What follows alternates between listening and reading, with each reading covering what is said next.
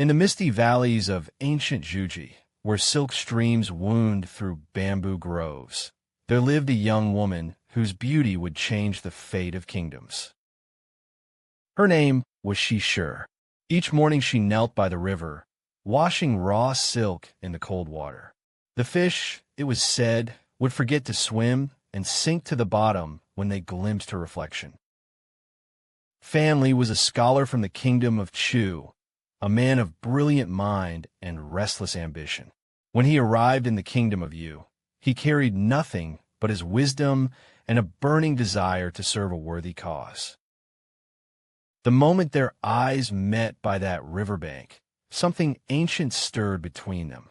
But fate had written a far more complicated story for these two souls.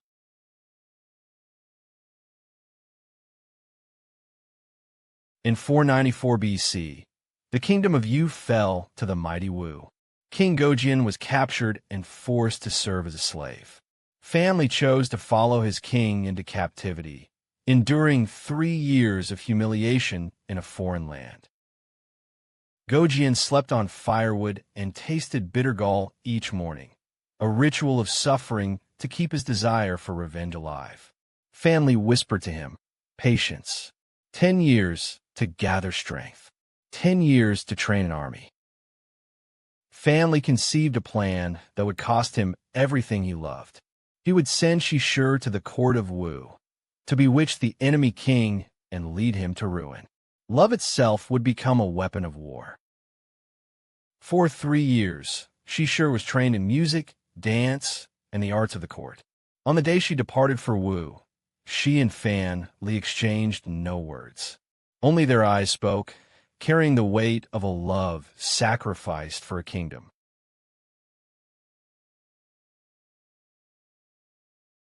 In the grand palace of Wu, Xi Shi danced for King Fuchai, and the king forgot his kingdom. He built her a palace of jade, dismissed his wisest counselor, and let his mighty army wither while he drowned in pleasure and splendor. For 20 long years, Fan Li waited. He trained soldiers in secret mountain camps. He counted every harvest, stored every grain. He watched the kingdom of Wu grow weaker with each passing season, knowing that Xi Shi's sacrifice was not in vain.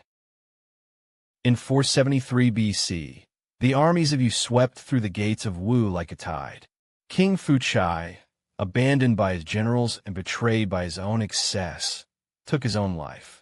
The revenge that began with firewood and bitter gall was finally complete.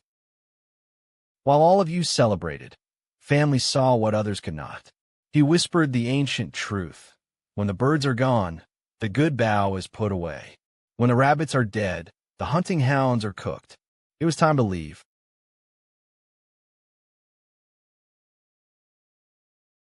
On a quiet morning, before the celebrations ended, Fan Li went to find Xi Shi. 20 years of war and separation, 20 years of longing, melted away in a single embrace. The girl from the Silk River and the scholar from Chu were together at last. Without farewell, without fanfare, they walked together to the shore of Taihu Lake. A small wooden boat waited in the morning mist. Fan Li helped Xi Shi aboard, and with one gentle push of the oar, they left behind power, glory, and the world of kings forever. The boat drifted across the vast silver water of Taihu. Around them, mountains rose through clouds like brushstrokes on silk. Neither spoke. After a lifetime of duty and sacrifice, they had found what mattered most, each other and freedom. Some say they sailed to a hidden valley and lived as simple farmers. Some say Fan Li became the legendary merchant Tao Zhugong, the richest man in all of China. But in every version of the story, in every telling across 25 centuries, they were together. 25 centuries have passed. The kingdoms of Wu and Yu are dust. But on the waters of Taihu Lake, when a morning mist rises and the world grows still, you can almost see them, 2 figures in a small boat, sailing quietly into forever.